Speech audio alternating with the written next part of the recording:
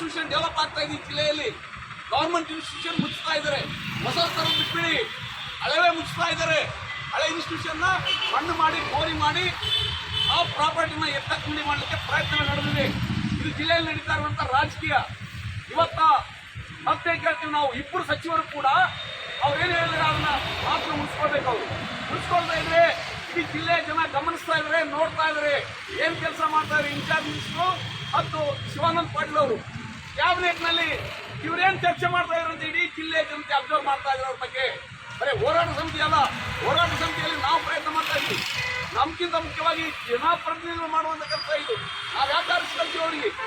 5 ವರ್ಷ ರಾಜಕೀಯ ಮಾಡ್ಬೇಕಂದ್ರೆ ಬರೀ ಅವರೇ ಸ್ವಾರ್ಥ ರಾಜಕೀಯ ಮಾಡ್ಕೋಬೇಕಲ್ಲ. ಜನಗಳಿಗೆ ಶಿಕ್ಷಣ, ಆರೋಗ್ಯ, ಒಂದು ಜಿಲ್ಲಾ ಆಸ್ಪತ್ರೆ, ಒಂದು ಮೆಡಿಕಲ್ ಕಾಲೇಜು ಜಿಲ್ಲೆ, ಇಲ್ಲಿ ಒಂದು ಮೆಡಿಕಲ್ ಕಾಲೇಜ್ ಕೊಡ್ಲಿಕ್ಕೆ ನಿಮ್ಗೆ ಏನಾಗಿದೆ? ಯಾರು ಗಡ್ಡಗಾಲಾಗ್ತಾ ಇದ್ರಿ? ಖಾಸಗಿ ಯಾರು ತರ್ತಾ ಇದ್ರಿ? ಯಾರ ಹಿತಾಸಕ್ತಿಗಳು ತರ್ತಾ ಇದ್ರಿ? ನಮ್ಮ ಪ್ರಶ್ನೆ ಇದೆ.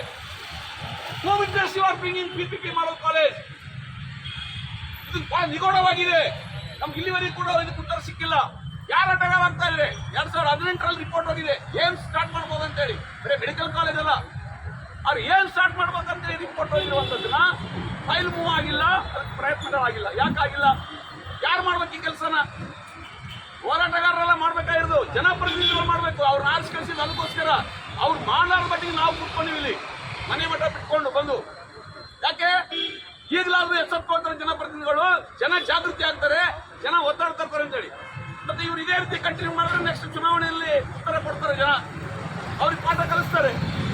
ಏನ್ ಮಾಡಿದ್ರಿ ನೀವು 5 ವರ್ಷ? ಖಾಸಗಿ ಅವ್ರಿಗೆ ಮಾಡ್ಕೊಂಡು ತಿಂದ್ರಿ.